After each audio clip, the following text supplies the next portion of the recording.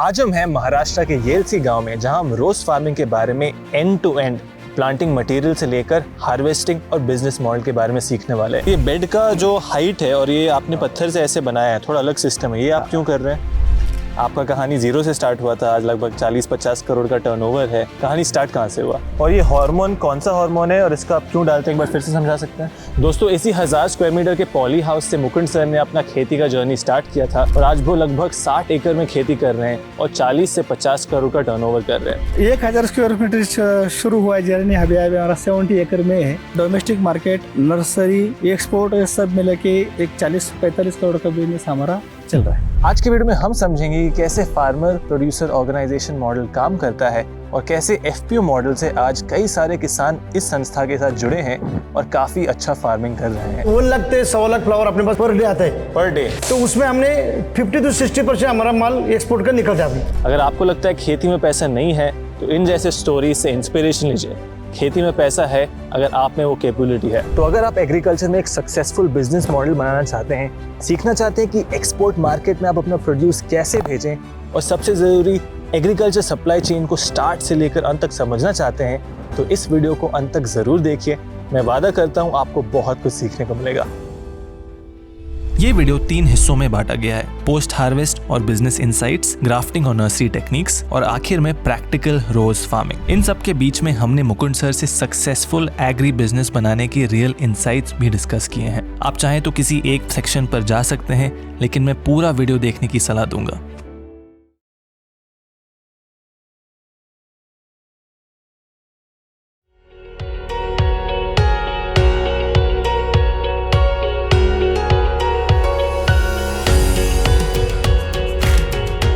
Mukund sir, सबसे पहले स्वागत है आपका एग्री टॉक पे। आपका कहानी बहुत ही इंटरेस्टिंग है क्योंकि फ्लोरिकल्चर में और ग्रीन हाउसेज में फार्मर प्रोड्यूसर ऑर्गेनाइजेशन का कॉन्सेप्ट हम ज़्यादा देखते नहीं है। आपका कहानी जीरो से स्टार्ट हुआ था, आज लगभग 40-50 करोड़ का टर्नओवर है। 70 एकड़ में आप फार्मर प्रोड्यूसर ऑर्गेनाइजेशन चला रहे हैं। कहानी स्टार्ट कहाँ से हुआ? कहानी स्टार्ट हुआ अपना 1000 स्क्वायर मीटर से। अच्छा। एक खेती करने का मैंने सोचा। पहले तो हम जिस एरिया में रहते हैं, ये पूना का ये पश्चिम भाग है, यहाँ बारिश ज़्यादा होता है, जो समुद्र का बारिश है रुकने को यहाँ तक आती है।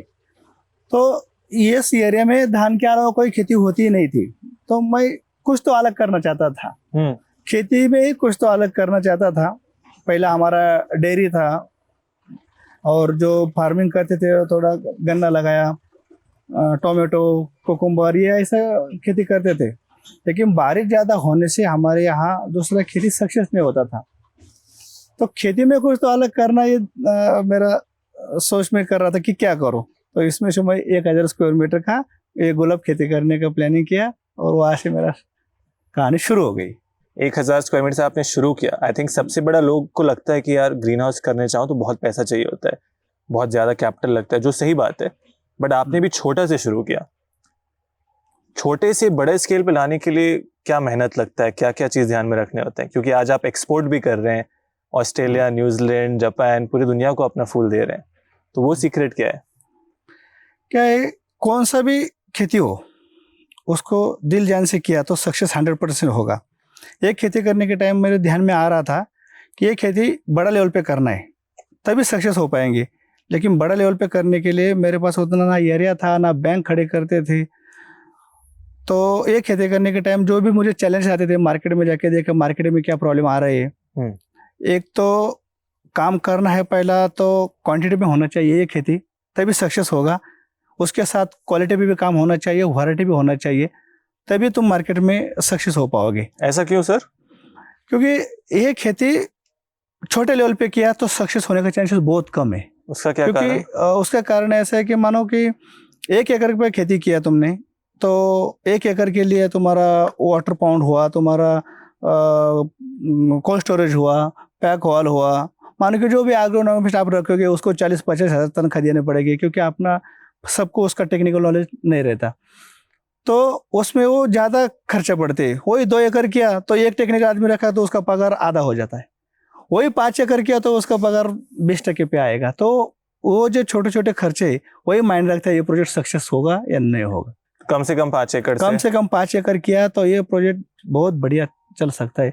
सब फार्मर ने ये सोचना चाहिए कि क्या होता है, फार्मर सोचने के टाइम जब बिजनेस कुछ तो करना है, पढ़ते देखते तो वो छोटा स्केल पे चालू करने का सोचते, लेकिन सबसे पहला गलती वही होता है फार्मर का, जो छोटा लेवल पे किया तो उसको रिटर्न कम मिलने से वो बाहर पड़ता है बिजनेस में। मैंने छोटे से लेवल पे चालू किया, लेकिन मेरा उसमें 10 साल चला गया। अभी मैं सबको बोलता हूँ ये 100% सक्सेस होने वाला है, 100% सक्सेस होगा, लेकिन बड़ा लेवल पे ही किया तो भी होगा। तो छोटा लेवल पे क्या होता है, वो अनुभव लेने के लिए क्यों बोलते हैं चलो इतना बड़ा लोन हम नहीं लेके, क्यों पर एकड़ यहाँ 70 लाख रुपए खर्चा आता है, तो 5 एकड़ करना है तो बोलते हैं कि करोड़ों में उसमें इन्वेस्टमेंट है तो सक्सेस नहीं होगा। पैसा ही नहीं है, पैसा नहीं है, लेकिन रिस्क 1 एकड़ का चाहे 2 एकड़ का या 5 एकड़, रिस्क तो रिस्क है। जमीन गिरवी रख के तुमने बैंक से लोन लेते, 1 एकड़ के लोन लेना है तो भी तुम मॉर्गेज कर रहे हो, 5 एकड़ के लिए भी तुम मॉर्गेज कर रहे हो। तो रिस्क तो तुम छोटा लेवल पे करने से रिस्क बड़ी होती है, बड़ा लेवल पे प्रोजेक्ट करने से रिस्क कम होती है। ये मेरा अनुभव, इसलिए मैं सब फार्मर को जो भी चालू करने के लिए आते हैं हमें बोलते कि हमें प्रोजेक्ट चालू करना है तो रिस्क बड़ा लेवल पे ले लो, रिस्क कम हो जाएगी। समझ गया।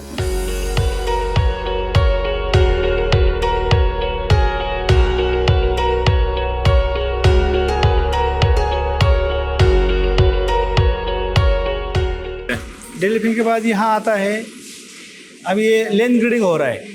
क्या हो रहा है? लेन ग्रेडिंग, ये जो है ये 40 सेंटीमीटर, 50 सेंटीमीटर, 60 सेंटीमीटर, 70 सेंटीमीटर, ऐसा सेंटीमीटर के हिसाब से शॉर्टिंग होता है यहाँ।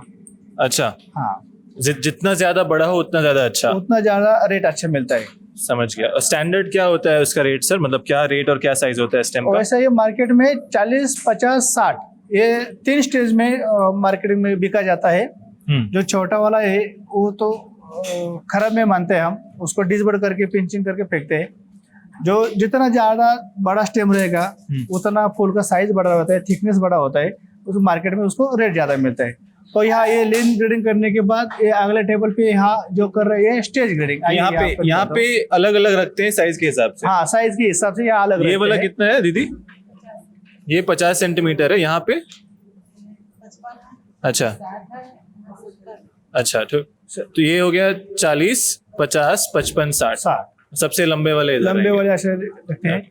वहां से यहाँ आते हैं तो ये स्टेज ग्रेडिंग बोलते हैं यहाँ हम। क्या चीज? Stage grading, first stage, second stage, third stage. अच्छा, जो कली, मीडियम और बड़ा फूल, ये यहाँ स्टेज ग्रेडिंग हो रहा है सब ये। अच्छा, टेबल उदाहरण के साथ दिखाइए सर। जैसे मानो कि ये देखो, अभी ये जो है ये कली है, इससे थोड़ा सा हल्का सा ओपन है ये। अच्छा, ये दोनों में ऐसा फर्क है।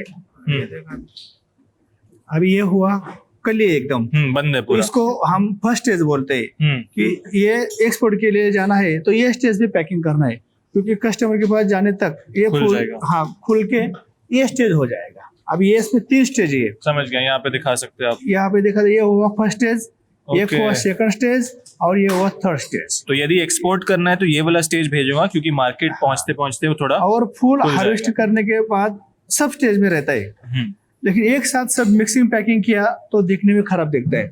ये अलग पैकिंग किया, ये अलग पैकिंग किया और ये अलग पैकिंग किया तो बंचिंग अच्छा सा होता है और कस्टमर को माल अलग अलग स्टेज में मिल जाता है। क्योंकि जिसको 3 दिन के बाद यूज करना है वो ये फर्स्ट स्टेज का माल उसके पास स्टॉक रख सकता है। जिसको सेम डे यूज करना है वो सेकंड थर्ड ग्रेड का माल आज यूज कर सकता है। इसमें क्या होता है, उसका वेस्टेज कम होता है। और एक ही साथ बंचिंग किया तो उसको जो भी सजावट करना है तो उसमें सब एक जैसे मिक्सिंग हुआ तो दिखने को खराब दिखता है। एक स्टेज पे फूल सब उसको लगाने में वो दिखने में अच्छा दिखता है। समझ गया। तो पहले स्टेम के हिसाब से इसको हम सॉर्टिंग करते हैं, फिर कितना उसका ओपन है या क्लोज है उस हिसाब से सॉर्टिंग करते हैं। उसके बाद अगला स्टेप यहाँ आते हैं, इस लाइन पे यहाँ बंचिंग करते हैं। अच्छा, ये एक लेवल का एक साइज का सब फूल बंचिंग किया हुआ है। ये डोमेस्टिक मार्केट के लिए 20 का बंच होता है। अच्छा, पीछे 8 फ्लावर्स होते हैं, आगे 12 फ्लावर होते हैं। जो कि 20 फूल का पूरा बंच बड़ा किया तो ट्रांसपोर्ट में डैमेज होता है, टूट जाने का संभावना ज्यादा होती है। इसमें कितने फूल है? इसमें 20 फूल है। अच्छा, आगे 12 है, पीछे 8 फ्लावर्स है। ओके। और ये ऐसा होता है, नीचे भी फूल होता है उसमें। ऐसे नीचे ऐसा। करके क्यों डालते हैं?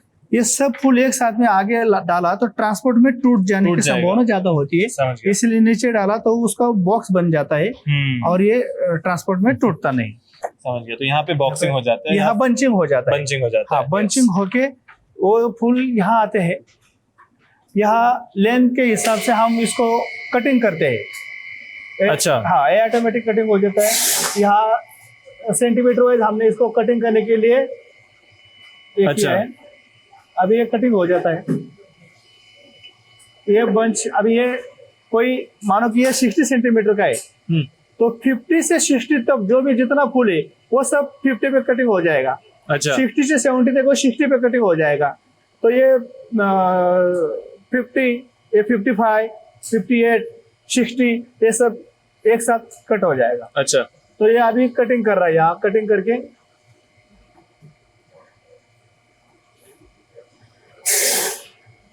ये हो गया कटिंग। ये कितना सेंटीमीटर का था? कटिंग हो गया 60 सेंटीमीटर। 60 तो सेंटीमीटर ये पूरा एक लेवल पे कटिंग हो एक गया। लेवल पे यहाँ कट हो जाता है, हाँ, ताकि एक मार्केट में एक यूनिफॉर्मिटी बना रहे। हाँ, और ये पानी पीता है। ज्यादा कम ज्यादा रहेगा तो क्या होता है, इसको पानी नहीं मिलता, इसको पानी मिलेगा तो इसको पानी नहीं मिलेगा। हम क्रेट में नीचे पानी रखते हैं तो ये ऐसा रहेगा, तो इसको पानी नहीं मिलेगा। इसलिए बहुत इसको इंटरेस्टिंग एक साथ पॉइंट है कट कर। दोस्तों। आप अरे काटा आप समझे, यहाँ पे सारा हाइट अलग अलग है। यदि आप हाँ। इसको पानी में डालेंगे, जैसे सर समझा रहे थे, नीचे वाले को पानी मिलेगा, इसको पानी नहीं मिलेगा, इसलिए आप इसको यूनिफॉर्म कर देते हैं। इस हाँ, ऐसे हम यूनिफॉर्म कर देते हैं ताकि सबको इक्वली पानी मिले। छोटे छोटे डिटेल्स जैसे फर्क पड़ते तो हैं। ये कटिंग करने के बाद हम इसको ऐसा क्रेट में रखते हैं। इसमें नीचे पानी है। हाँ। अभी ये जो पैकिंग आज हो रहा है, ये कल का हार्वेस्टिंग है। कल सुबह हार्वेस्टिंग करके कल पूरा दिन 6 से 8 डिग्री प्री कूलिंग किया हुआ माल है। हार्वेस्ट करने के बाद प्री कूलिंग बहुत जरूरी है। प्री कूलिंग करने से क्या होता है, फूल पानी सक करता है और टेम्परेचर मेंटेन रहेगा तो वो ठंडा भी रहता है और हार्ड हो जाता है। तो प्रोसेस करने के टाइम पानी से बाहर निकला तो भी वो लूज नहीं होता, खराब नहीं होता। और यहाँ ये सब प्रोसेस होने के बाद वापस फ्रेश पानी उसमें RAB सॉल्यूशन जो वेस्ट लाइफ बढ़ाने के लिए फूल को डालना है वो डाल के हम इसको वापस एक दिन 2 से 4 डिग्री टेम्परेचर में हार्ड करने के लिए वापस कोल्ड रूम में रखते हैं। समझ गया। और ये 2 दिन का प्रोसेस होने के बाद तीसरा दिन ही हम डिस्पैच को निकालते हैं। समझ गया। तो ये अभी इसके बाद आप यहाँ डालें? यहाँ डाले, यहाँ नीचे पानी है। यहाँ नीचे पानी है इसमें। अच्छा। और बाद में इसको स्टोर में लेके जाएंगे। अच्छा। और अंदर कोल्ड रूम में इसको वापस 2 से 4 डिग्री टेम्परेचर में 24 घंटा रखेंगे। तभी वो ट्रांसपोर्ट में 35-40 घंटा पानी के बाहर बॉक्स में रहेगा तो भी लूज नहीं होगा और खराब नहीं होगा। समझ गया। यहाँ पे तो नीचे पानी है। हाँ, नीचे पानी है उसमें। ओह, बढ़िया। यहाँ देख सकते हैं पूरा स्टेम गीला है। इससे छोटे छोटे चीज से शेल्फ लाइफ आपका बढ़ता है। शेल्फ लाइफ बढ़ने के लिए ये सब ध्यान देना चाहिए। बहुत इंटरेस्टिंग। इसके बाद कोल्ड रूम में जाते हैं। कोल्ड रूम में जाना है। चलिए आगे बढ़ते हैं।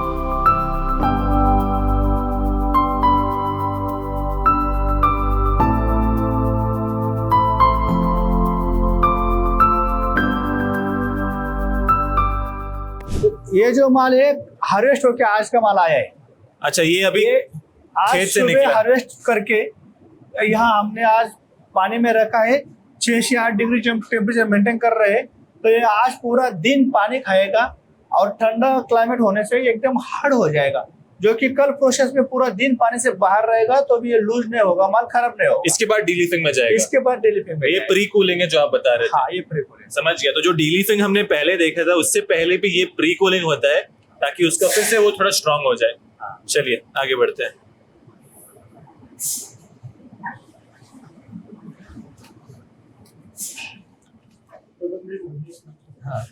और वहां से सब प्रोसेस होके यहाँ जो माल आया है ये अभी एक्सपोर्ट के लिए तैयारी चल रहा है।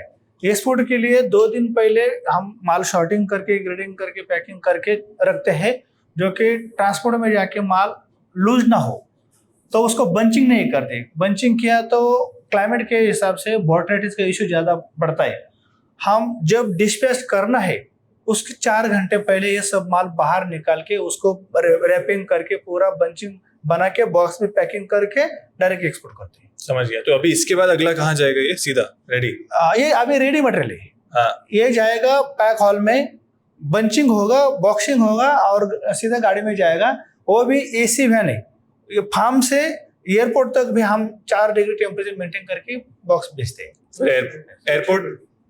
एयरपोर्ट से भी जब जाता है डायरेक्ट तो वो भी एयर कार्गो में AC cargo, AC proper cargo रहता है, क्योंकि रोजेज में शेल्फ लाइफ बहुत ही मेजर एक चैलेंज होता है।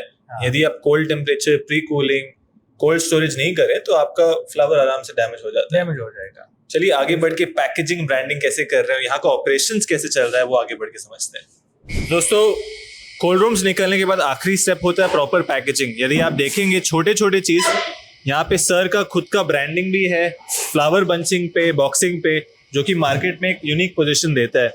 तो सर यहाँ पैकेजिंग में आप कैसे करते हैं, क्यों कर रहे हैं इतना ब्रांडिंग, पैकेजिंग, वो भी समझाइए। अभी वहां से आने के बाद ये बॉक्स में भर रहे हैं। हाँ, तो बॉक्स में भी माल एकदम बढ़िया जाना चाहिए, इसलिए हमने बॉक्स में भी क्या किया है, बहुत सारे लोग ये ओपन रहता है साइड, हमने इसमें भी टीचिंग किया है, क्योंकि ये फिट रहेगा तो ट्रांसपोर्ट में जाके माल डैमेज नहीं हो जाएगा। ट्रांसपोर्ट में अपने यहाँ इंडिया में माल डैमेज ज्यादा होता है, इसलिए हमने इसके ऊपर ध्यान दिया। ये भी एक्सपोर्ट क्वालिटी का बॉक्स यूज कर रहे हैं।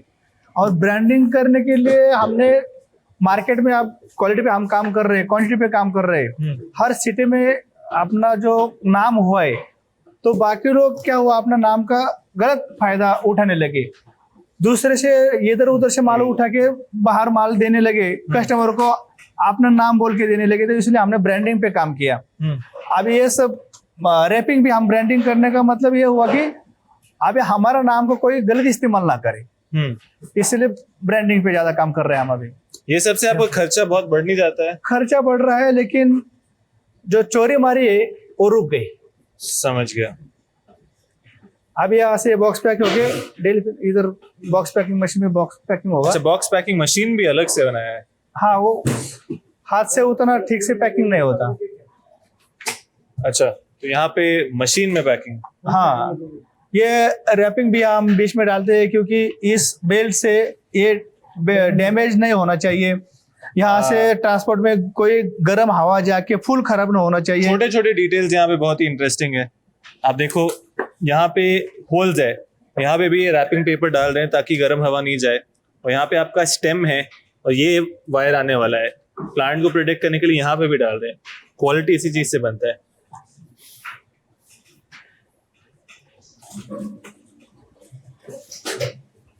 अच्छा, ये एकदम टाइट हो जाता है पूरा? हाँ, एकदम प्रॉपर टाइट हो जाता है। बहुत बढ़िया।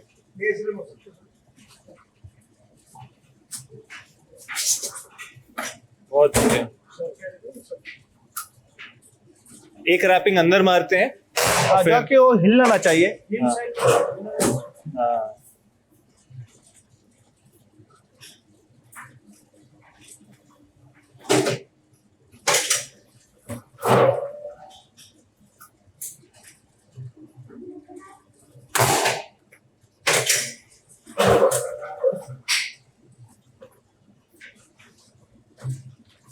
अब ये माल कहाँ जाएगा सर?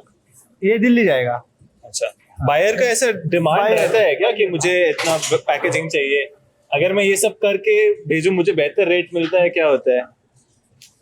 ये बहुत शानदार पैकेजिंग है, सही में पहली बार देख रहा हूं। मटेरियल अपना इतना क्वालिटी का है, लेकिन उसको ढंग से नहीं भेज पाए तो प्रेजेंटेशन नहीं होता। मार्केट में गया तो देखने को खराब दिखता है, और अपना ये सब ब्रांडिंग के साथ गया ना तो देखने से कस्टमर बढ़ने लगे। अच्छा, ऐसा आपने अनुभव किया? अनुभव आया है हमें ऐसा।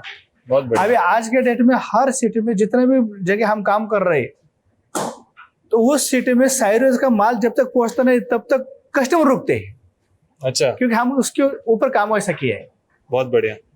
जो हम ब्रांड का कहते हैं कि खुद का ब्रांडिंग करो, ये हम यहाँ देख रहे हैं, इससे एक लॉन्ग टर्म इम्पैक्ट होता है बिजनेस पे। तो दोस्तों यहाँ पे देख सकते हैं कि प्रिंटिंग भी हो रहा है यहाँ पे। वाह, तो ये सिस्टम से प्रिंट हो जाता है पूरा डायरेक्टली।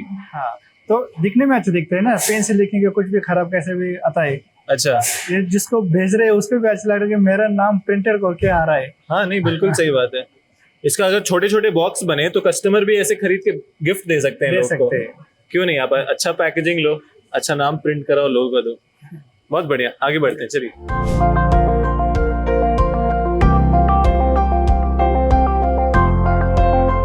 आपने सर 1000 स्क्वायर मीटर से स्टार्ट किया, वो सीखने के लिए किया, उस समय आपने कितना पैसा डाला और वो 1000 स्क्वायर मीटर से आज 50 एकड़ वो कैसे कैसे बढ़ाते गए, थोड़ा वो लोग को इंस्पायर करेगा। 1000 स्क्वायर मीटर ये मैंने जब चालू किया, मैंने कुछ तो अलग करना है इसमें मैं किया चालू, लेकिन उस टाइम इतने बड़े प्रॉब्लम थे कि कोई बैंक खड़ी नहीं करते थे।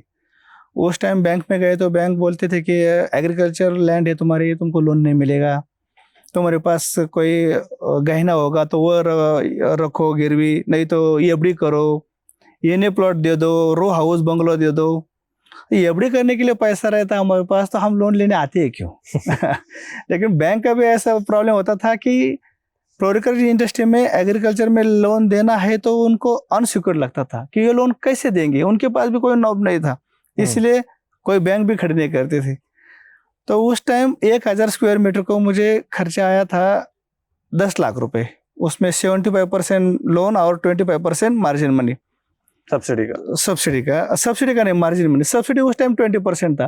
प्रोजेक्ट कंप्लीट करने के बाद एनएचबी को अप्लाई करना और फिर 20% सब्सिडी मिलती थी, जो कि उस टाइम सब्सिडी भी बहुत डिले होती थी, 2 साल के बाद आती थी। जितना सब्सिडी का अमाउंट मिलता था वो तो पूरा ब्याज पहले ही जाता था, तो उसमें लोग परेशान ज़्यादा होते थे। अभी सब्सिडी का नॉर्म बहुत चेंज हुआ है, अभी ऑनलाइन सिस्टम हुआ है, तुम अप्लाई करो, सैंक्शन आ जाएगा, प्रोजेक्ट खड़ा करो, तुम फाइनल अप्रूवल ले लो, 2 महीने 3 महीने में सब्सिडी आ रहा है। तो अभी जो गवर्नमेंट ने उसमें चेंजेस किया है वो बहुत बढ़िया है। एनएचबी का जो अभी काम चल रहा है पूरा ऑल ओवर इंडिया में बहुत बढ़िया है। अभी फार्मर सक्सेस होने का चांसेस ज़्यादा है, क्योंकि प्रोजेक्ट खड़ा करके 4-6 महीने में सब्सिडी आ रहा है, तो ब्याज का पैसा कम जा रहा है, उसमें फार्मर को सपोर्ट ज़्यादा मिल रहा है अभी, तो प्रोजेक्ट अभी सक्सेस होने का चांसेस ज़्यादा है। तो बहुत लोग अभी इसमें आने लगे हैं, और जो विचार कर रहे कि ये प्रोजेक्ट करूँ या ना करूँ, तो मैं तो बोलूँगा 100% करो।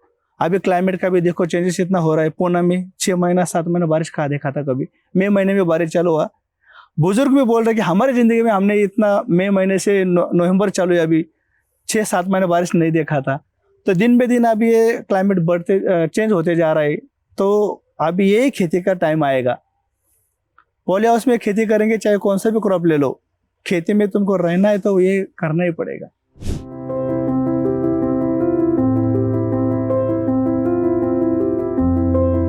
दोस्तों, ज्यादातर किसान प्रोडक्शन में ही रह जाते हैं, वही अंतर होता है फार्मिंग में और एक प्रॉपर बिजनेस ऑपरेशन चलाने में। सर नमस्ते। नमस्ते। यहाँ पे ऑपरेशन में काफी कुछ आप हैंडल कर रहे हैं, क्या क्या छोटे छोटे डिटेल्स यहाँ आप देखते हैं, पहले वो समझा सकते हैं? एक्चुअली सर नमस्कार, मेरा नाम दिलीप काले है। मैं सब जगह प्रोजेक्ट चल रहा है, पर मैं छोटे छोटे बात के ऊपर ज़्यादा ध्यान देकर अपना प्रोजेक्ट में जितना प्रॉब्लम सॉल्व करने की कोशिश करता है वो काम करता है। जैसे आपने पूरा ये देखा सिस्टम हमारा सर, उसमें हमने जो रैपिंग पेपर अलग से किया, हमने बॉक्सेस साइज अलग किया है, बॉक्स का क्वालिटी अलग किया है। ये छोटे छोटे मायने हमारे प्रोजेक्ट के लिए बहुत इंपॉर्टेंट चीज़ है, क्योंकि ये करने के वास्ते हमें कम से कम 20% प्रॉफिट का बिजनेस करने का मौका मिलता है। जैसा बॉक्स का साइज हम अच्छा बनाए, लोकल मार्केट में सब लोग लो क्वालिटी का बॉक्स लेते हैं और अपना माल दिल्ली मार्केट को इंडिया के कोई सिटी में बेचते हैं, तो सब फ्लावर उधर तक जाने दें। अपने पास इंडिया का लॉजिस्टिक आपने खुद देख रहे सब लोग, हम लॉजिस्टिक के ऊपर काम किया तो भी चेंज नहीं होने वाला, लॉजिस्टिक में प्रॉब्लम होने वाला है।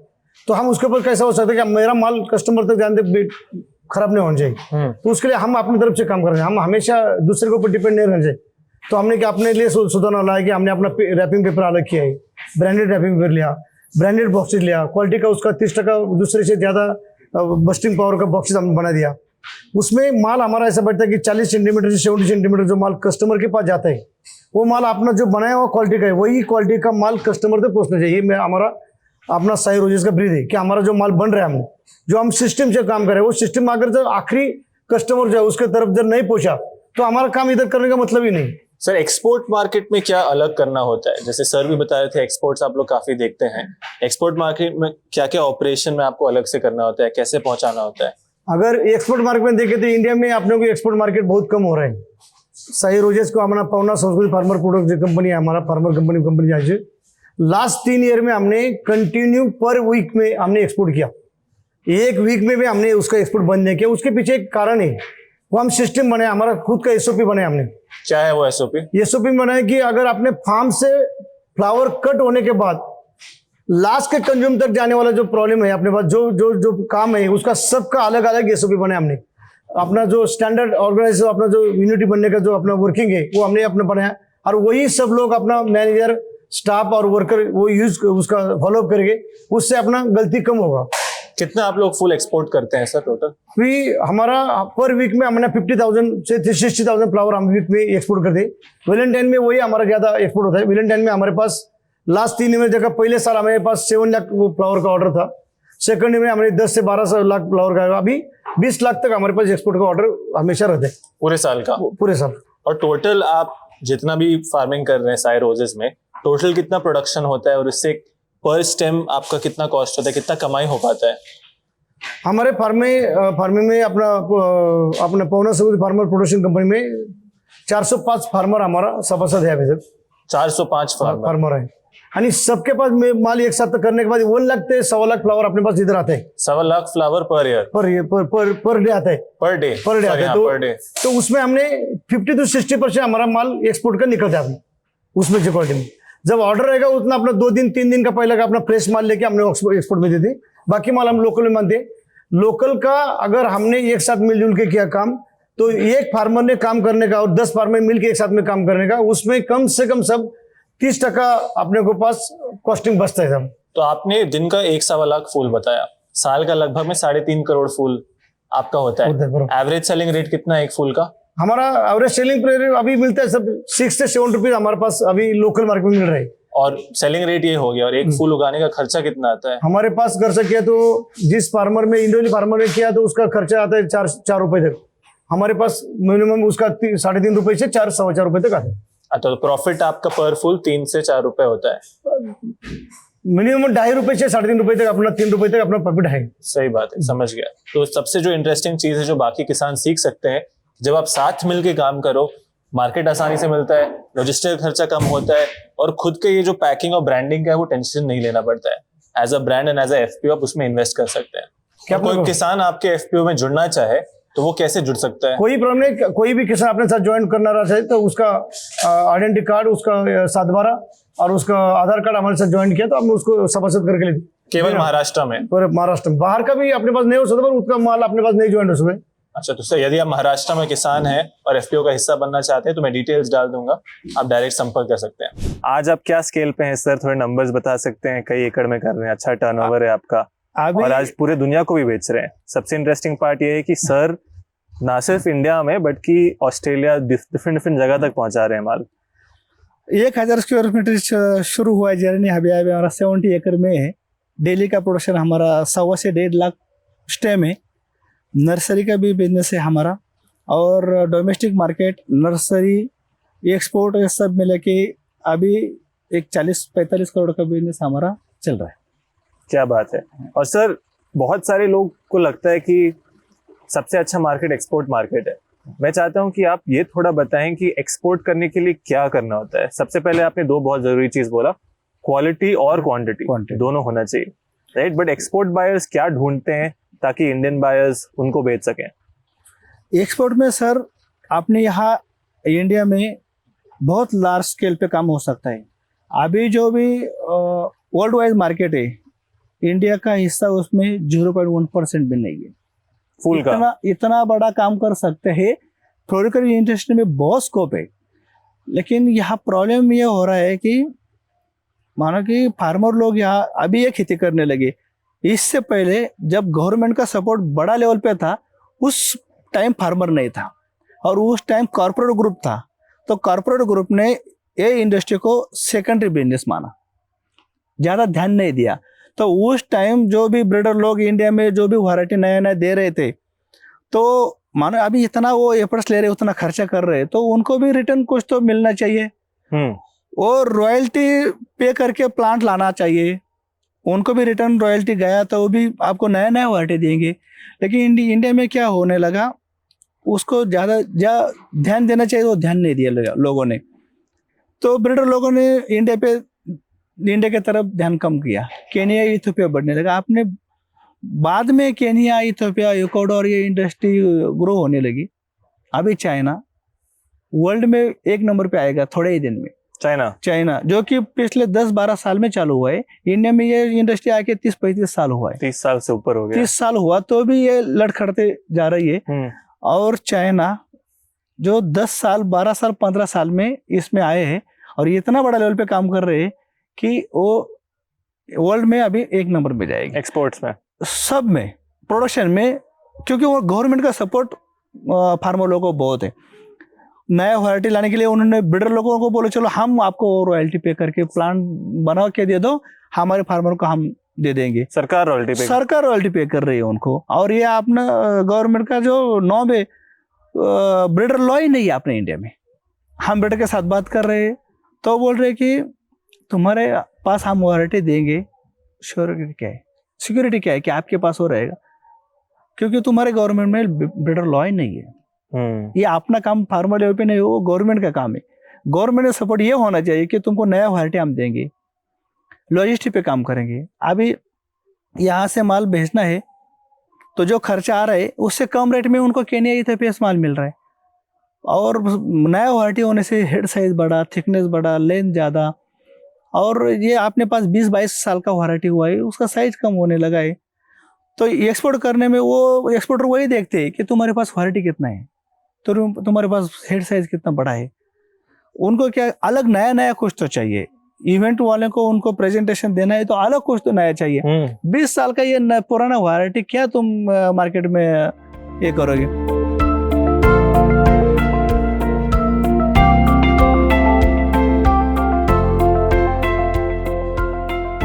दोस्तों, हमने प्रोडक्शन देख लिया, मार्केटिंग समझ गए, लेकिन सबसे ज़रूरी चीज़ किसी भी फार्मिंग में होता है उसका प्लांटिंग मटेरियल। रोज़ में हम ग्राफ्टिंग का प्रैक्टिस फॉलो करते हैं, जो सर के साथ हम समझने वाले हैं। तो सर, सिंपल शब्दों में ग्राफ्टिंग क्या होता है, वहाँ से शुरू कर सकते हैं हम। ग्राफ्टिंग का मतलब है कि मल्टीप्लाइंग करना। रोजेस का जो सायन है, जो डिजायर्ड वैरायटी है, उसको अगर मुझे मल्टीप्लाई करना है तो वो डिजायर्ड वैरायटी का सायन लेते हैं। और जो ब्रायर है, जैसे कि नेटल ब्रायर है, रोजा इंडिका है, इनरमीस है, ऐसे बहुत सारे ब्रायर्स रहते हैं। उसमें से ये अपना एरिया में सबसे अच्छा जो ब्रायर है नेटल ब्रायर। तो नेटल ब्रायर का हम लोग रूट स्टॉक, हाँ, रूट स्टॉक, हाँ, तो रूट स्टॉक लेते हैं और सायन लेते हैं, दोनों को जोड़ के एक प्लांट बनाते हैं। यस। तो उसमें सबसे अच्छा तरीका है कि आप प्रॉपर एसओपी फॉलो करो। जो रूट स्टॉक आता है, हमारे खुद का प्लांट्स जो है रूट स्टॉक का, हमारा एक नियर अबाउट 10 to 12 एकर्स में हम लोगों ने खुद का रूट स्टॉक का प्लांटेशन किया है। उसमें प्रॉपर फर्टिगेशन और सब कुछ हम लोग करते हैं। और उसके बाद हार्वेस्ट करने के पहले उसको प्रॉपर पिंच करना, उसमें जो डिजायर्ड हम लोगों को फूड स्टोरेज होना है वो भी इम्पोर्टेंट रहता है। यहाँ हो रहा है, वो यहाँ पे करते हैं आप फार्म पे? पक्का करते हैं सर। यहाँ पे क्या हो रहा है, यहाँ समझा सकते हैं? देखिए सर, अभी ये हमारा है रूट स्टॉक, ये नेटल ब्रायर है। ये रूट स्टॉक का वैरायटी नाम क्या बोला? Nettle briar. Nettle briar root stock है रोज के लिए। रूट स्टॉक हमें अपने लोकेशन के हिसाब से चुनना होता है। जी, ये रूट स्टॉक हो गया। ये रूट स्टॉक हो गया। उसमें मुझे जो वैरायटी का क्राफ्टिंग करना है, ये ब्रायर हो गया और इसको सायन बोलते हैं। जैसे कि ये मेरा बंदा देखिए क्या कर रहा है, वो सायन को भी एक स्लैंटेड कट मार रहा है और रूट स्टॉक को भी स्लैंटेड कट मार रहा है। और दोनों का जो थिकनेस है, ब्रायर और सायन, उसका दोनों का थिकनेस एक होना चाहिए। हाँ। ये हिसाब से वो चूज करता है। यहाँ पे दिखा सकते हैं। हाँ, हाँ, देखिए, ये देखिए ऐसा, देखिए ये दोनों का थिकनेस सेम है। और उसको स्लैंटेड कट मार के उसके ऊपर ये पॉलीट्यूब हम लोग लगाते हैं। हाँ। ताकि यहाँ कोई भी एयर ज्यादा जाके उसका डिसीज नहीं हो जाए, इसलिए उसको प्रॉपर ये करते हैं। तो ये जो था आपका रूट स्टॉक था, ऊपर सायन डाल दिया आपने जी, और ये रेड कलर का उसको जोड़ने के लिए डाल दिया। जी, दोनों का एकदम विड्थ सेम होना चाहिए ताकि एयर एक्सचेंज नहीं हो। प्रॉपर। और उसमें जैसे ही ऐसा करे, वो प्रॉपर टच हो गया, तो उसमें कुछ दिन के बाद कैलस फॉर्मेशन हो जाता है और दोनों एक साथ ज्वाइंट हो जाता है। और यहीं से जो फ्लो है वो वहाँ शुरू हो जाता है। मेरे इसमें इसका जो पत्ती का जो वेटनेस है, वो वेटनेस मेंटेन करना बहुत जरूरी है। इसलिए आप देख सकते हैं कि इसको हम लोगों ने ये फॉगर्स लगाए, बीच बीच में हर 5 मिनट में ये फॉगर्स चलाएंगे, ताकि ये पूरा ऐसा वेटनेस मेंटेन करना जरूरी रहता है। जैसे जितना आप वेटनेस मेंटेन करेंगे, वैसा ही आगे ग्रोइंग चेम्बर में भी वो वेटनेस मेंटेन करना पड़ता है। समझ गया। यहाँ रूट स्टॉक और सायन को लोग जोड़ते हैं। एक रोज में जरूरी है कि ग्राफ्टेड प्लांट ही यूज करूँ मैं? देखिए सर, अगर आपको ग्राफ्टिंग और बडिंग ये दोनों सेशन रहता है। बडिंग में आपका जो क्वालिटी है वो डिटोरेट हो जाता है, क्योंकि वो ओपन फील्ड में हम लोग ब्रीडिंग करते हैं, उसमें क्वालिटी का कोई गारंटी नहीं रहता है। ओपन फील्ड में कुछ डिसीजेस का या पेस्ट का अकरेंस आने का संभावना ज्यादा है। इसमें आप कंट्रोल कंडीशन में अगर आप ग्राफ्टिंग करते हैं तो उसका जड़े प्रॉपर टाइम पे आ जाता है और उसका क्वालिटी एक जैसा मेंटेन हो जाने के लिए अपने को बहुत अच्छा रिजल्ट मिल जाता है। यहाँ पे ये फॉगर्स ऑटोमेटिकली चलते रहते हैं। हाँ जी, उसको एक हर 5 मिनट में उसको चालू करते हैं हम लोग, ताकि ये वेट रहे। वेट होना बहुत जरूरी है इसके लिए। समझ गया। तो ये अभी हम जोड़ लिए दोनों को, अब इसको कितने दिन बाद हम निकालते हैं, इसका अगला स्टेप क्या होता है? देखिए सर, इसमें एक बार इसमें जोड़ दिया, ऐसा वेट करना है उसको 50-50 का गड्डी हम लोग बांधते हैं। अच्छा, 50 साथ एक साथ में बांध देते हैं? 50 एक साथ में बांधते हैं। और हमारा ग्रोइंग चेम्बर है, ग्रोइंग चेम्बर में टेम्परेचर मेंटेन किया जाता है, 30 to 35 डिग्री टेम्परेचर हो जाता है, 70 to 75% ह्यूमिडिटी मेंटेन हो जाता है। वहाँ भी अभी देखिए, वहाँ जाने के बाद इसको हम लोग हार्मोनल ट्रीटमेंट करते हैं। अच्छा, हार्मोनल ट्रीटमेंट के बाद उसको जड़े आना जरूरी है। क्यों हार्मोनल ट्रीटमेंट करते हैं? क्योंकि वो रूट सिस्टम डेवलप होने के लिए उसको हार्मोनल ट्रीटमेंट बहुत जरूरी रहता है, ताकि वो जल्दी रूट आ जाए। क्योंकि शूट आने से पहले रूट आना चाहिए, ये हिसाब से ग्रोइंग चेम्बर में जब भी उसको टेंटिंग करेंगे, हमारे पास पूरा सेटअप है। आगे आप देखेंगे तो उसमें खुद का प्लग मशीन है। प्लग मशीन में प्रॉपर प्लग कोकोपीट का हो जाता है, और उसी में ग्रोइंग चेम्बर में उसको स्टेंटिंग करने से पहले हार्मोनल ट्रीटमेंट जरूरी है। ठीक है, यहाँ से अब सीधा आप चलते हैं ग्रोइंग चेम्बर की तरफ। नेक्स्ट स्टेप वही हुआ? जी सर, हाँ। ठीक है, चलिए आगे बढ़ते हैं दोस्तों। वहां आपने देख लिया कैसे रूट स्टॉक और सायन को जोड़ा जाता है, पर इससे भी ज्यादा जरूरी स्टेप होता है नर्सरी का एक्चुअल काम। कोकोपीट से लेके कैसे प्लांट को तैयार किया जाता है, चलिए स्टेप बाय स्टेप समझते हैं। तो सर, सबसे पहले यहाँ क्या हो रहा है एग्जैक्टली समझा सकते हैं? सर देखिए, cocopeat selection is most important. Okay. Cocopeat का सिलेक्शन के लिए एक अच्छा क्वालिटी का कोकोपीट आपको चाहिए। आप देख सकते हैं कि ये हम लोगों ने स्पेशली मंगाया है। इसका ईसी कम चाहिए, क्योंकि बहुत सारे कोकोपीट का ईसी 1 से ज्यादा रहता है। कितना होना चाहिए सर? इसका 0.5 तक अगर ईसी है तो आगे अपने प्लांट्स के लिए नया जड़ों के लिए अच्छा रहता है सर। ओके, 0.5 इसी का सारे नर्सरी के लिए? यस यस, सबके लिए। अच्छा, और ये कोकोपीट का कितना रेट होता है यहाँ पे? अच्छा क्वालिटी कोकोपीट का? नहीं, वो हमारे मार्केटिंग वाले लोग बताएंगे। अच्छा, ठीक है ठीक है। तो ये हो गया आपका कोकोपीट सिलेक्शन, लो एसी। अगला स्टेप यहाँ पे क्या है? देखिए, ये कोकोपीट सिलेक्शन हो गया। ये कोकोपीट का हमारे पास एक पीट है, जहाँ हम लोग कोकोपीट पीट में डाल के उसका लीचिंग करते हैं। उसमें ट्रीटमेंट रहता है, कैल्शियम नाइट्रेट करके उसको अगर डाल दिया, और पूरा थ्रू आउट द नाइट उसको पानी में रखते हैं, और उसका लीच आउट होने के बाद उसका ईसी और कम करते हैं। थोड़ा ड्राई होने के बाद हम लोग यहाँ रखते हैं। उसमें यहाँ से इसमें डालना है आपको। ये मशीन में डालते हैं? हाँ, ये मशीन में, ये हमारा ऑटोमेटेड प्लग मशीन है। अच्छा, तो प्लग मशीन में डालने से पहले यहाँ देखिए, आप देख सकते हैं इसमें थोड़ा परलाइट भी मिक्स किया है। परलाइट का रोल रहता है कि थोड़ा आपका मॉइस्चर मेंटेन रखे और थोड़ा एरेशन मिले जड़ों को डेवलप होने के लिए। तो परलाइट के बाद यहाँ से आगे जाएगा, और वहाँ आपका प्रॉपर प्रेशर मॉनिटर होके आपका प्लग तैयार हो जाएगा। और प्लग के लिए जो हम लोग पेपर यूज करते हैं, वो पेपर भी हम लोग इंपोर्ट करते हैं। इंपोर्टेड अच्छा। पेपर रहता है। यहाँ से आप देख सकते हैं पूरा ऑटोमेटेड प्रोसेस है। कोकोपीट आ रहा है मशीन में, यहाँ पे क्या हो रहा है? ये मिक्सिंग हो रहा है? यहाँ फिर से मिक्सिंग हो रहा है। अच्छा, मिक्सिंग हो रहा है। उसके बाद इसके बाद यहाँ आएगा, आप देख सकते हैं कि ये जो पेपर है, ये पेपर भी इंपोर्टेड पेपर है। अच्छा। और डिग्रेडेबल है। ये डिग्रेडेबल पेपर इसलिए है कि जैसे ही हम लोग प्लांटेशन करें, प्लांटेशन के बाद ये जमीन में क्योंकि कोई भी प्लास्टिक वगैरह हार्मफुल रहता है, तो डिग्रेडेबल जो प्लग है उसका नियर अबाउट एक 15-20 दिन में उसका सॉइल में डिग्रेडेशन हो जाता है। समझ गया। तो ये सारा प्रोसेस आप लोगों ने ऑटोमेट कर दिया है पूरा? जी। तो यहाँ से ये कट के कोकोपीट के साथ निकलता है इसमें? जी सर। और ये आप ट्रेज में डालते हैं डायरेक्ट? यस। तो इससे काफी आपका जो मैनुअल लेबर का खर्चा है और फिर टाइम है वो बच जाता होगा? एक तो मैनुअल लेबर का खर्चा भी बच जाएगा, और आपको प्रॉपर कंसिस्टेंट क्वालिटी मिल जाएगा प्लग का।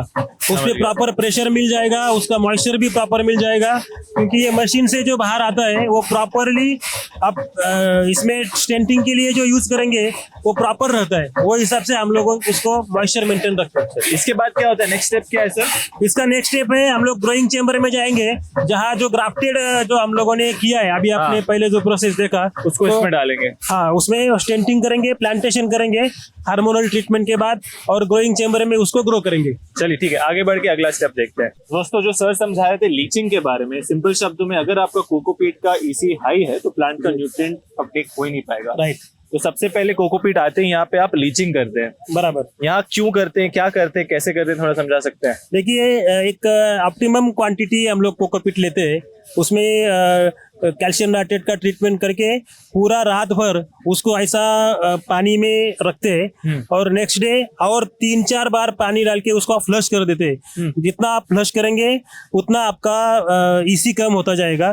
3-4 बार अगर फिर से हम लोगों को लगा कि EC कम नहीं होगा, हमारे पास चेक करते हैं हम लोग, अगर EC 0.5 के ऊपर है तो फिर से 3-4 बार और उसको कोशिश करते हैं कि EC कैसा कम हो जाए। समझ गया, तो ये करना जरूरी है, ये बहुत जरूरी है। न्यूट्रिएंट अपटेक हो। यस। ठीक है, आगे बढ़ते हैं। तो अगला स्टेप है, हमारा रूट स्टॉक का सायन तैयार हो गया, हमारा नर्सरी का ये प्लग तैयार हो गया जी। अब इसको हम इसमें डालते हैं। जो आपने हार्मोन का बात करते हुए, यही है सर? जी सर, क्योंकि ये हार्मोन से आपको प्रॉपर रूट सिस्टम डेवलप होने के लिए मदद मिलेगी। हाँ, ये बहुत इंपॉर्टेंट है। और यहाँ पे सर देख रहे हैं ऑफकोर्स बहुत ज्यादा ह्यूमिडिटी है, बहुत ज्यादा गर्मी है, शायद हमारे चेहरे पे भी दिख रहा होगा। कितना टेम्परेचर ह्यूमिडिटी मेंटेन करना होता है और क्यों? देखिए सर, क्या होता है कि ये जो प्लांट्स है उसको अभी रूट्स नहीं है, तो उसको जिंदा रखना है तो उसका वेट कंडीशन में रखना पड़ेगा। अगर उसका लीव्स अगर वेट है तो वो जिंदा रहेगा। ओके। इसीलिए उसको proper humidity near about 70 to 80% humidity हम लोगों को मेंटेन करना है। और इससे जो एक्सर्शन हो जाता है, क्योंकि रेस्पिरेशन भी उससे चालू है, और based on that respiration ratio हमारा नीचे जड़ें भी फॉर्मुलेट होना बहुत इंपॉर्टेंट रहता है। इसलिए टेम्परेचर का भी रोल इसमें बहुत इंपॉर्टेंट है। टेम्परेचर आप 30 to 35 डिग्री तक आप मेंटेन करिए, और ह्यूमिडिटी 70 to 80% मेंटेन करिए, तभी ये जड़ें और शूटिंग प्रॉपर हो जाता है। इसके लिए हम लोग ये प्रॉपर, ये जो आप देख रहे हैं फॉगर्स, उसको ऑटोमेशन किया है, ऑटोमेशन को फीड किया है, कंप्यूटराइज है। उसमें हम लोग पहला जो है स्टेप, उसमें हर 5 मिनट में 3 सेकंड ये चलाएंगे तो उसका जो लीफ है वो वेटी रहेगा। समझ ये गया। इम्पोर्टेंट। और ये हार्मोन कौन सा हार्मोन है और इसका आप क्यों डालते हैं, एक बार फिर से समझा सकते हैं? ये रूटिंग हार्मोन है, उसको इंडोल ब्यूट्रिक एसिड बोलते हैं, IBA। वो हम लोग इंपोर्ट करते हैं, उसको राइजोपोम करके एक है, उसमें हम लोग इंपोर्ट करके यहाँ उसको यूज करते हैं। समझ गया। और ये इसलिए करते ताकि रूट आपका जल्दी रूट्स आ जाए। जल्दी रूट्स आ जाए। समझ गया। क्योंकि नर्सरी में आपको ध्यान देना कि रूट हेल्दी हो, ना कि शूट आपका बड़े तेजी से। सबसे पहले रूट्स आना जरूरी है, ताकि वो अपटेक करके शूट्स को परफेक्ट फीडिंग करे। परफेक्ट। चलिए सर, अगला स्टेप देखते हैं, समझते हैं। काफी सारे स्टेप्स है नर्सरी में, जितना आसान बाहर से दिखता है उतना आसान एक्चुअल में होता नहीं है। तो अगर आपको ये वीडियो अच्छा लग रहा है, कुछ नया सीख रहे हैं, तो नीचे कमेंट पे जरूर बताइए। नर्सरी में एक चीज बहुत ही ध्यान रखना होता है कि हर स्टेज पे प्लांट को अलग कंडीशंस देने होते हैं। जब हम पहले गए थे वो 1 वीक ओल्ड प्लांट था, अभी 2 वीक ओल्ड प्लांट है जी। यहाँ पे क्या टेम्परेचर ह्यूमिडिटी मेंटेन कर रहे हैं सर आप? देखिए, इसमें वो फर्स्ट जो वीक था उसमें 5 मिनट में 3 सेकंड हम लोग फॉगर्स चलाएंगे। अभी इसमें 10 मिनट में 3 सेकंड चलाना है, क्योंकि इसमें क्या है, प्रॉपर मॉइस्चर मेंटेन होना है, क्योंकि थोड़ा थोड़ा जड़ें आना शुरू हो गया है। इसमें जड़ें आना शुरू हो गया है, तो ये प्लग है, प्लग में आपको ये रूट सिस्टम डेवलप होना चाहिए और शूट सिस्टम भी होना चाहिए। तो शूट्स और रूट्स दोनों के लिए आपको पता चलेगा कि देखिए इसमें अभी रूट्स थोड़ा थोड़ा दिख रहा है और इसमें शूट्स आना शुरू हो गए हैं। तो हमें रूट्स और शूट्स, सबसे पहले रूट्स आना चाहिए, इसमें मॉइस्चर मेंटेन करना जरूरी रहता है। ये बेस से यहाँ थोड़ा सा पानी का मात्रा कम करते हैं, और ये थोड़ा डेवलप हो गया है, हार्ड हो गया है, तो इसमें थोड़ा पानी की मात्रा कम किया तो भी चल सकते हैं। समझ गया। यहाँ कितना टेम्परेचर ह्यूमिडिटी मेंटेन होता है परसेंटेज वाइज? ह्यूमिडिटी तो सेम आपको 70% मेंटेन करना है। टेम्परेचर भी आपको 30 to 35 डिग्री आपको मेंटेन करना है, ताकि प्रॉपर उसका ग्रोथ सस्टेन हो जाए। ठीक है, ठीक है। चलिए आगे बढ़ते हैं। दोस्तों, इस स्टेज के बाद हार्डनिंग के लिए भेजा जाता है। पहला वीक हमने देखा, दूसरा वीक हमने देखा, अब ये तीसरा वीक यहाँ हम रख रहे हैं हाई टेम्परेचर हाई ह्यूमिडिटी में। तो यहाँ सर देख रहे हैं धीरे धीरे रूट्स निकलना स्टार्ट हो गए हैं प्लांट के।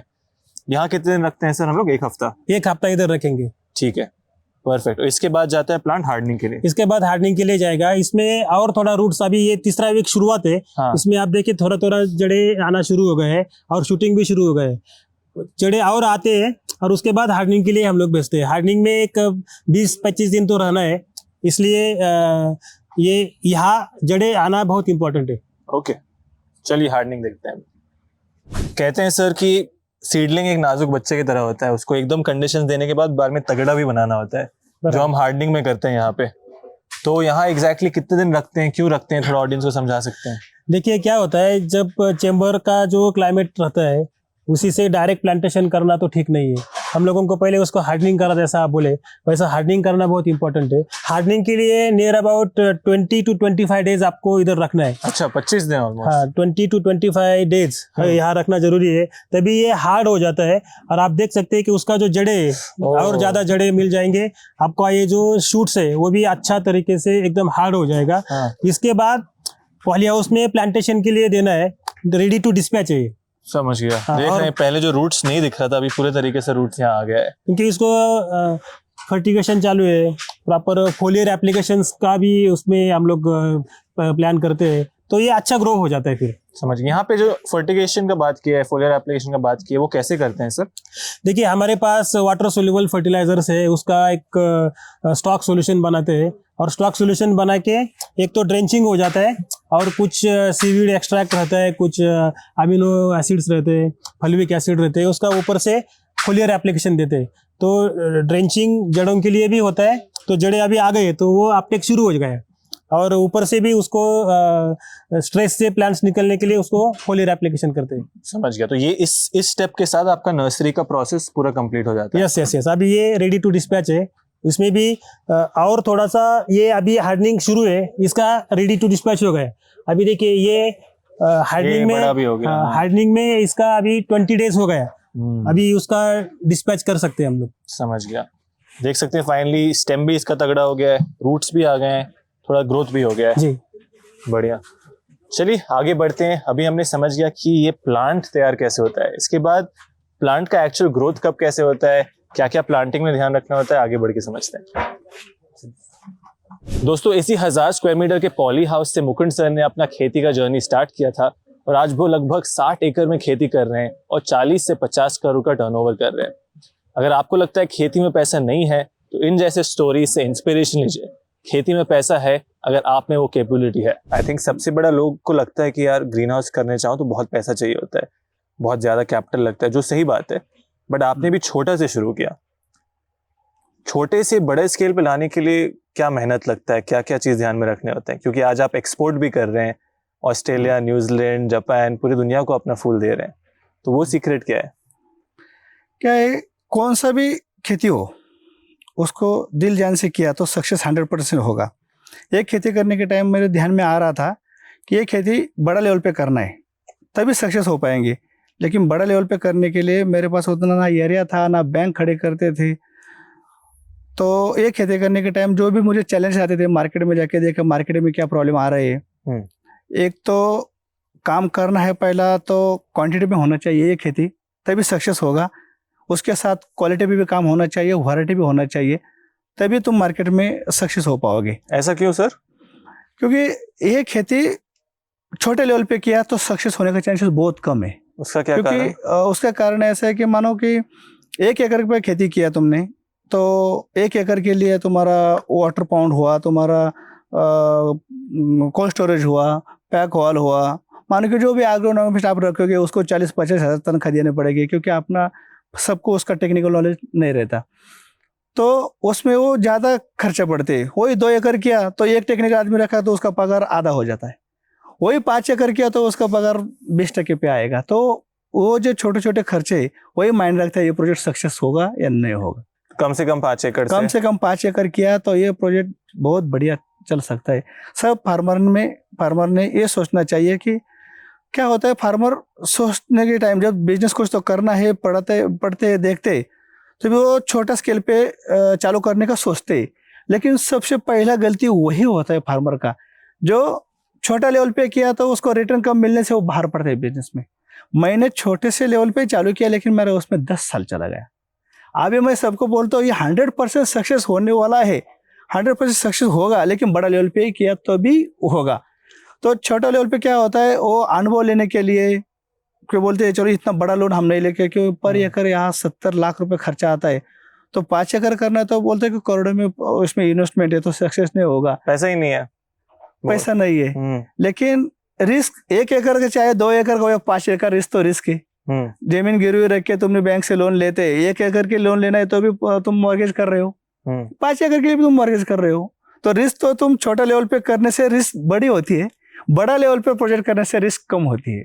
ये मेरा अनुभव है, इसलिए मैं सब फार्मर को जो भी चालू करने के लिए आते हैं हमें बोलते कि हमें प्रोजेक्ट चालू करना है तो रिस्क बड़ा लेवल पे ले लो, रिस्क कम हो जाएगी। समझ गया। दोस्तों, नर्सरी में ग्राफ्टिंग स्टार्ट होने से पहले जो हमने रूट स्टॉक देखा था, उस रूट स्टॉक का प्रोडक्शन ऐसे ओपन फील्ड में एक जंगली क्रॉप की तरह होता है। चंद्रकांत सर नमस्ते। सबसे पहले नमस्ते सर। यहाँ पे कैसे होता है थोड़ा समझा सकते हैं, और ये इसका क्या फायदा होता है, क्या प्रोसेस होता है, थोड़ा ऑडियंस को बताइए।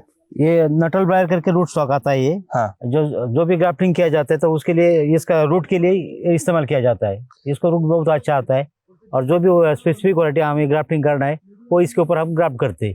तो उससे क्या होता है कि ये रूट के लिए अच्छा काम करता है सॉइल में, और जो ऊपर जो सयान रहता है वो जो स्पेसिफिक क्वालिटी रहता है तो उसको फुल आता है। तो उसको स्टेम लेंथ के लिए ये रूट अच्छा आएगा तो उसको स्टेम ज्यादा आएगा और लेंथ भी मिलेगा, बर्ड साइज भी मिलेगा, उसके लिए ये काम करता है अच्छा। इसका कटाई कैसे करते हैं आप लोग? इसको हम हैंडलोज पहन के कटर लेके नीचे से काट के लेते हैं, एक एक काटी करके ऐसा। समझ गया। और कब रेडी होता है, मतलब कब पता करेंगे? ये अभी समझो ये जो ग्रीन हुआ है अभी ये पूरा, हाँ, तो ये स्टेज पे ये रेडी हो जाता है ऐसा। अच्छा, ये हाँ, रेडी हो जाता है, ग्रीन हो गया। हाँ, ये ग्रीन हो गया। अभी समझो ये जो है ये रेड शूट में है। हाँ, तो ये जो रेड शूट वाला ये अभी 1-1.5 महीना और लेगा। अच्छा, रेड शूट वाला 1-1.5 महीना और तो लेगा। हाँ, तो ये तैयार नहीं हुआ, ये तैयार है अभी ये समझो। अच्छा, ये सही, ये हिसाब से कटिंग होता है इसका। और ये जंगली क्रॉप है इसलिए इसका ऑलरेडी से स्ट्रांग होता है पहले से। तो पहले से इसका ये पेस्ट डिसीज के लिए स्ट्रांग रहता है ये। समझ गया, समझ गया। और ये मतलब कैसे इसका यहाँ प्लांटेशन कैसे करते हैं? यहाँ पे सॉइल पहले पूरा कल्टीवेटर करके लेते हैं, बाद में लाइन बनाते हैं, इसका रो बनाते हैं, और रो पे उसके पहले इस पे हम फार्म यार्ड डालते हैं या अपना वर्मी कंपोस्ट ऑर्गेनिक मैन्योर डालते हैं उसमें। समझ गया। तो और ये ग्राउंड कवर भी डालते हैं। हाँ, ये मैटिंग भी करते हैं हम। अच्छा, ये क्यों करते हैं? मैट है ये घास कम करने के लिए, घास भी बहुत आता है ना इसमें। समझ गया, समझ गया। ठीक है दोस्तों, आगे बढ़ के समझते हैं अब पूरा प्रोडक्शन का साइकिल कैसे काम करता है। दोस्तों, हमने नर्सरी का पूरा समझ लिया, अब आते हैं एक्चुअल रोज के फार्मिंग में। सर, सबसे पहले बैंगलोर में, साउथ इंडिया में, पूरे भारत में अलग अलग कैलकुलेशंस होते हैं रोज के। महाराष्ट्र में, पुणे में, और आप लोग जो एडवाइस करते हैं 1 एकड़ में कितने प्लांट लगते हैं? 1 एकड़ में हम लोग 30,000 प्लांट लगाते हैं। 30,000 प्लांट? 30,000 प्लांट लगाते हैं। समझ गया। और यहाँ पे आपका जो सिस्टम है थोड़ा अलग मैं देख रहा हूँ, बेड आपके चौड़ाई पे है, बेड टू बेड 100 मीटर का बेड रहता है और 60 सेंटीमीटर का पाथवे रहता है। कितना? 100 सेंटीमीटर का 100 सेंटीमीटर का बेड है और 60 सेंटीमीटर का पाथ रहता है। समझ गया। और ये बेड का जो हाइट है, और ये आपने पत्थर से ऐसे बनाया है, थोड़ा अलग सिस्टम है, ये आप क्यों कर रहे हैं? ये सपोर्ट के लिए रहता है। जो भी अपना बेड जो बनाया हम लोग, ये बाद में ये जो आगे झाड़ लगाया, ये कट हो जाता है बाद में। मिट्टी जैसा ऑपरेशन में हिलता है ना, तो झाड़ भी खराब हो जाता है, और पाइप भी इस पे अटकता है। स्प्रे का पाइप रहता है, होजिंग का पाइप रहता है, वो भी झाड़ पे जाके आता है। तो इसके लिए हाइट का ये कंस्ट्रक्शन करके बनाया है। क्या हाइट होता है बेड का? 1.5 मीटर हाइट, बेड का हाइट। तो यहाँ हाइट 1.5 मीटर तक हाइट रहता है। अच्छा, ये यहाँ पे 1.25 मीटर तक है, 1.25 फुट तक रहेगा। अच्छा, ये 1.25 फीट। 1.25 फीट, ये 1.25 फीट का हाइट है। यहाँ पे 1.5 फीट। समझ गया, समझ गया। तो 1.25 फीट, 1.5 फीट इतना है? हाँ, ये थोड़ा कम रहेगा। अब ये नीचे बैठ जाता है बाद में। समझ गया, समझ गया।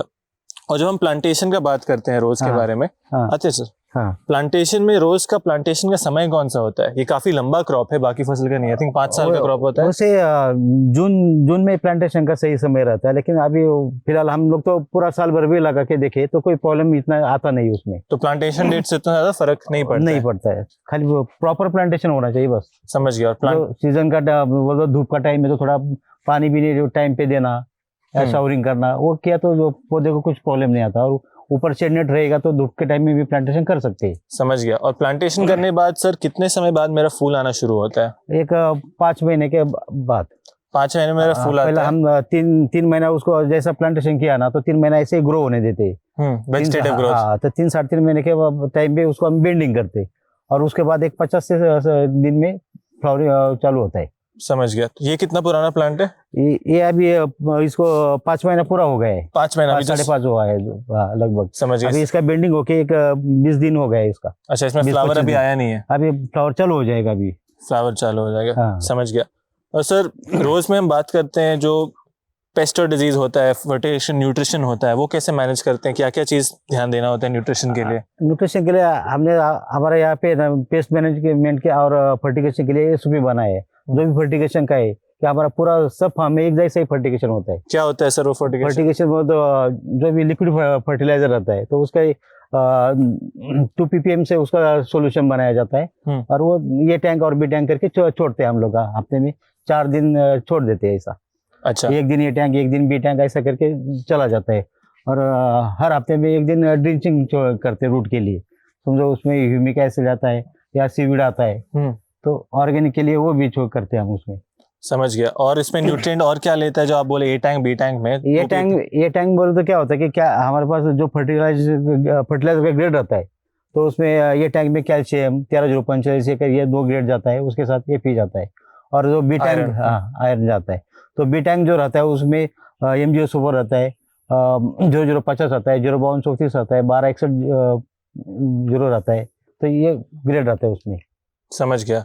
और जब हम इसका बात करते हैं पेस्ट और डिजीज का, क्या इसमें बहुत ज्यादा कीड़े इश्यूज, पेस्टिसाइड डिजीज का इशू आता है? तो हम शुरू में क्या करते कि डिसीज आने से पहले हम उसको कंट्रोल करने के लिए स्प्रे लेते। अच्छा। हाँ, प्रिवेंटिव स्प्रे? प्रिवेंटिव हमेशा रहता है हमारा। प्रिवेंटिव पे ज्यादा काम करते हैं तो ज्यादा से ज्यादा पेस्ट डिसीज फ्री रहता है क्रॉप। समझ गया। और 5 महीना बाद आप कहें कि पहला हार्वेस्ट आपका आता है, पहली बार फूल आता है। और ये पहला फूल आ गया, फिर इसका अगला फूल कैसे आता है? हार्वेस्ट साइकिल कैसे काम करता है? अभी समझो ये फूल समझो तैयार हो गया। हाँ। तो यहाँ से नीचे से एक 2 पत्ती पे अच्छा पत्ता देख के जो नीचे का पत्ता रहता है इसका तो इसको 5 पत्ता आता है ऐसा है। 1 2 3 4 5 ये पत्ता देख के यहाँ पे कट लिया जाता है। अभी समझो यहाँ से हमने कट लिया तो उसके बाद यहाँ से वापस स्प्राउट आता है। अच्छा। और उसको अब वापस 40 या 50 दिन तक वो दूसरा फूल आता है। फिर तो हर 50 दिन पे आपके फूल आते रहते हैं? हाँ, वो 40 और 50 के दिन के बीच में जैसा उसका लेंथ है या साइज है वो हिसाब से वो ज्यादा हाइट लेगा तो 50 दिन के ऊपर जाता है, कम हाइट में रहेगा तो 50 दिन के नीचे आता है फूल। समझ गया। उसका ये रहता है। और एक बार ये चालू हो गया तो 5 साल तक नॉन स्टॉप चालू रहता है। समझ गया। और सर हार्वेस्ट का जब हम बात करते हैं 30,000 प्लांट आपने बोला एकड़ में लगता है? एकड़ में लगता है। तो मेरा पर डे हार्वेस्ट कितना होता है? तो यहाँ पे पर डे हमारा 1 एकड़ के हिसाब से 2000 फ्लावर कम से कम निकलता है। ये पर डे 2000? पर डे, हाँ, 2000 फूल। समझ गया। तो मतलब 5 महीने बाद हर दिन आपका 2000 फूल? हाँ, हर दिन का आता है। तो आप वो कैसे मैनेज करते हैं कि एक बार में सारा हार्वेस्ट नहीं हो जाए? वो भी तो आपको ध्यान में रखना हाँ, तो ये जो हम लोग बेंडिंग करते हैं उसके बाद जो कट लेते हैं ना तो उसी टाइम पे हर एक अलग अलग आगे पीछे हो जाता है, एक ही साथ सब वापस नहीं ग्रो होते। अच्छा, तो अब कट कर लिए उसके बाद समझो आज इसको कट मारा है, कल दूसरा फूल कट हो जाएगा तो वो हिसाब से उसका ग्रोइंग चालू होता है। तो एक साथ सब आते नहीं। ओके, सब 50 दिन में नहीं आएंगे? नहीं, वो एक ही 50 दिन में नहीं आएंगे तो अलग अलग दिन में हर दिन का वो अलग अलग आगे जाता है। तो लगभग एकड़ का मेरा पर 2000 फूल? हाँ, कम से कम 2000 फ्लावर निकलता ही है। तो मेरा महीना का 60,000 प्रोडक्शन आता है। और साल का लगभग 7,20,000 के आसपास वो आता ही प्रोडक्शन। समझ गया। सर खर्चा का थोड़ा बात करते हैं। हाँ, कि खर्चा कितना लगता है? जैसे मेरा ऑपरेशन का कॉस्ट, पेस्टिसाइड वगैरह का कॉस्ट, एक फूल उगाने का कॉस्ट कितना होता है, बेचने का कॉस्ट कितना आता है? साथ फूल उगाने का कॉस्ट हमारा 4.5 रुपए तक आ जाता है। और 4.5 में क्या क्या इंक्लूड होता है? उसमें अपना फर्टिलाइजर रहता है, पेस्टिसाइड रहता है, लेबर चार्जेस रहता है, मेंटेनेंस रहता है उसमें। समझ गया। और तो वो सब मिला के पर फूल 4.5? हाँ, 4.5 का करीब खर्चा आता है। तो एकड़ का लगभग आपका 1,20,000 रुपए, 1,30,000 रुपए? हाँ, वो हिसाब से आता ही है। समझ गया। और उसका सेलिंग प्राइस आपका मिलता है 6.5-7 रुपए? हाँ, 6.5-7 मिलता है। ठीक है। तो लगभग 2 रुपए प्रॉफिट मिलता है पर फूल। हाँ। तो मिला जुला के 1 एकड़ से कितना कमाई सर हो जाता है? अभी 1 एकड़ से वैसा ये प्रॉफिट जो भी हुआ है तो, लेकिन शुरू में समझो हमारा बैंक का लोन भी रहता है तो उसमें भी चला जाता है ना वो। अच्छा। शुरू में तो बैंक लोन नहीं रहेगा तो एकड़ में महीने में 5-1 लाख के आसपास मिल जाता है। महीने का 5 लाख? हाँ 3 से 5 लाख तक आता है एवरेज एकड़ से? एकड़ से फिर। अच्छा, लेकिन बैंक लोन अगर हो तो पहले बैंक लोन उसमें चला जाता है, चुकाना होता है। समझ गया सर। और क्या क्या चीज ध्यान में रखने होते हैं यदि रोज के फार्म में आओ? ये जो लोग वीडियो देख रहे हैं हाँ सारा प्रोसेस समझ गए, लेकिन क्वालिटी प्रोड्यूस करना आपका, हम लोग प्रोड्यूस देखने वाले हैं आगे, हाँ। काफी अच्छा क्वालिटी का है। तो छोटे छोटे क्या डिटेल्स आप ध्यान में देते हैं जो आपके रोज को अलग करता है? तो हम हर दिन जब राउंड मारते तो यहाँ पे पेज डिसीज पे फोकस रखते हैं। कुछ बर्ड साइज के लिए क्या प्रॉब्लम है, क्या वो सब चेक करके फिर उसके हिसाब से इसको फर्टिगेशन और स्प्रे में भी सीवीडी स्प्रे मारते हैं। समझ गया। तो ये दवा और ये सब मिला जुला के इसका क्वालिटी आता है। समझ गया। और ये जो वीड मैट डालते हैं आप, हाँ इससे तो आपका खर्चा बढ़ जाता होगा? हाँ, शुरू में खर्चा बढ़ जाता है, लेकिन इसका बेनिफिट भी है कि जो घास आता है तो ये घास भी फर्टिलाइजर सब खा लेता है, या फिर उसके वजह से वापस इंसेक्ट भी डेवलप हो जाता है, तो उसके लिए वो बेनिफिशियल है। और जो ये ऑपरेशन होता है फर्टिगेशन का वो भी रोकता है उससे। समझ गया। और लेबर का जो काम होता है तो वो भी कम हो जाता है। तो वीड के लिए लेबर ज्यादा लगते हैं ना, फिर तो आप कम हो जाता है। तो आप लोग को कहेंगे कि वीड मैट लगाना चाहिए? लगाना चाहिए वीड मैट, जरूरी भी है, क्योंकि अभी लेबर भी पॉलिस में इतना मिल नहीं रहा है काम करने के लिए, सही तो उसके बात है। लिए ये जरूरी है बहुत। 1 एकड़ में लगभग कितने लेबर लगते हैं सर? एक एकड़ में लगभग 5 लेबर लगते हैं। अच्छा। और लेबर का मेजर काम होता है हार्वेस्टिंग करना? हार्वेस्टिंग करना, समझो रैकिंग करना, लिप सर्विसिंग, जो भी है खराब पत्ता है वो निकालना, साफ सफाई करना, तो ये काम के लिए लगता है ये लेबर। समझ गया। दोस्तों, रोज में संभल के इसलिए रहना होता है क्योंकि आप एक बार प्लांट कर रहे हैं तो आप 5 साल तक अपने फसल को नहीं बदल सकते हैं, राइट? तो डे 1 से सही प्रकार का प्लांटिंग मटेरियल तैयार करना, उसको प्लांट करके सही मैनेजमेंट प्रैक्टिसेस करना, लेबर को सही से गाइड करना, बहुत सारे छोटे डिटेल होते हैं। एंड जितना आसान लोग को बाहर से लगता है शायद उतना आसान होता नहीं है। तो यदि आपके पास कोई भी प्रश्न है रोज फार्मिंग के रिलेटेड, कमेंट्स में डालिए, सर से पूछ के हम आपको उत्तर कमेंट्स में जरूर बताएंगे। सर, यदि यंगस्टर्स या कोई नए किसान फ्लोरिकल्चर में आना चाहें, पर्टिकुलरली रोजेस में, उनको आप क्या सलाह देना चाहेंगे कि ये सारी चीज़ ध्यान में रखो? क्योंकि बहुत सारे लोग आजकल, मैं ये भी सुना होगा, लगता है कि ज़्यादा रिटर्न नहीं है, ज़्यादा पैसा नहीं है, इससे बेहतर कहीं और में इन्वेस्ट कर लूँ, उनको आप क्या बोलना चाहेंगे? एक तो एक खेती है, यूट्यूब पे देखिए बिजनेस नहीं होता। बहुत सारे लोग मेरे पास आते हैं ना, तो उनको मैंने बताया तो बोलते हैं नहीं, हम देखा तो इसमें इतना मुनाफा है, उतना मुनाफा है। खेती में कब कितना तुम कमा सकते हो और कब कितना लॉस हो सकता है ये कोई भी नहीं जान सकता। ये तो कुदरत पे सब खेल है। तो जो कागज पे खेती करना आता है ना करने को, वो सक्सेस नहीं होगा। खेती को बिजनेस से देखो 100% सक्सेस हो गए, लेकिन उसके हिसाब से काम करना है, एक्सेल पे नहीं। एक्सेल पे नहीं। सब लोग क्या करते हैं, देखते हैं वीडियो, देखते हैं इतना मुनाफा उतना मुनाफा, इतना लगाया तो उतना मिलेगा, नहीं होगा। कब कितना मिलेगा किसी को मालूम नहीं, तुम करते रहो, कितना मिलेगा ऊपर वाले के हाथ में। तो ऐसे कैसे होगा सर बिजनेस? तब 100% सक्सेस होगा, लेकिन सक्सेस कब नहीं होते, वो जब एक्सेल सीट पे काम करते हैं ना, जब प्रोजेक्ट खड़ा करते हैं और जब एक्सेल पे नंबर डालते हैं ना, तो उस टाइम उसको लगता है यार मैं देखा था वो और ये में बहुत फर्क है, तो मैं बंद करूं। तो पहले सोच बदलो, एक्सेल पे काम मत करो, प्रैक्टिकल काम करो। कितना मिलेगा वो मत देखो, मुझे कुछ नहीं मिलेगा तो भी मैं ये बिजनेस करूंगा, यही सोच रखो, 100% मिलेगा। क्योंकि कागज पे वो नंबर जो देखते हैं ना, उसमें और इसमें बहुत फर्क है।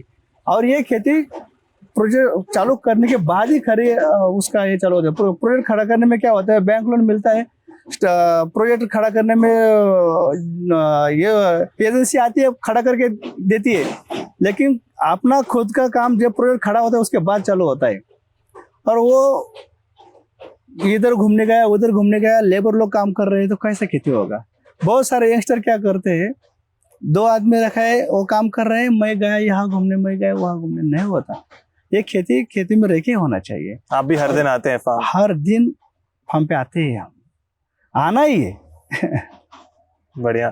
तो यदि कोई स्टार्ट करना चाहता है, एक्टिवली इन्वॉल्व रहो, क्वालिटी और क्वांटिटी पे फोकस करो, और एक और बहुत जरूरी चीज कि यदि साथ मिलके आप कर सकते हो 5 और किसान के साथ या हाँ। 5 और परिवार वालों के साथ, तब आपके लिए बिजनेस करना ज्यादा आसान होगा। हमारे पास जो आते हैं ना, हमने जैसा ये एफपीओ रजिस्ट्रेशन किया और काम कर रहे, बहुत सारे लोग आते क्या है, आपके जैसा हमें भी करना है, आते हैं देखते हैं, मैं सबको समझाता हूँ हम कैसे काम कर रहे हैं, आप बताते हैं खुला खुला? उसको एकदम खुला पूरा, जैसे हम ग्रोइंग कर रहे हैं, मार्केटिंग तक कर रहे हैं, सब खुला बताते हैं कि ऐसा काम कर सकते हो आप। लेकिन वो कागज पे रहते हैं उनका, क्योंकि उनका झगड़ा उधर से शुरू होता है कि उसमें मेन अध्यक्ष कौन बनेगा, उपाध्यक्ष कौन बनेगा, ग्रुप स्थापन करने के बाद उसी में वो कागज में वो बंद हो जाता है। हम तो सब ऐसा सोचते हैं कि हम पूरा सभी अध्यक्ष है, सभी उपाध्यक्ष, सभी सेक्रेटरी है, ये सोच होना चाहिए। बहुत सारे ग्रुप वो ऐसा भी हुआ है कि पार रजिस्ट्रेशन तक आने तक काम किया, लेकिन चेयरमैन कौन बनेगा इसमें बंद हो गए। तो मैं उनको क्या बोलता हूँ, ये पहला अलग रखो, तो ये राजनीति नहीं है, तुमको सक्सेस होना है तो अलग नज़र से देखो। ये तुम बिजनेस कर रहे हो ना, तो राजनीति अलग रखो, ये नाम के लिए नहीं करना है, नाम अपने आप हो जाएगा। तुम बिजनेस को बिजनेस की तरफ से देखा तो अपने आप आपका नाम हो जाएगा। अगर मैं दिल लगा के बिजनेस की तरह करूं सर, क्या मुनाफा मिलता है? अच्छा मुनाफा मिल रहा है। अभी हमारा तो देखो सब फार्मर हम सक्सेस है, इसमें हम दिल लगा के काम कर रहे हैं। चलिए सर, थैंक यू आपके समय के लिए, एंड आपको बहुत सारे शुभकामनाएं, आगे बढ़ के आप और स्केल करें, 100 एकड़ 150 एकड़ करें, तो बहुत सारे यंगस्टर्स को इंस्पायर करते रहें। Okay sir, thank you sir.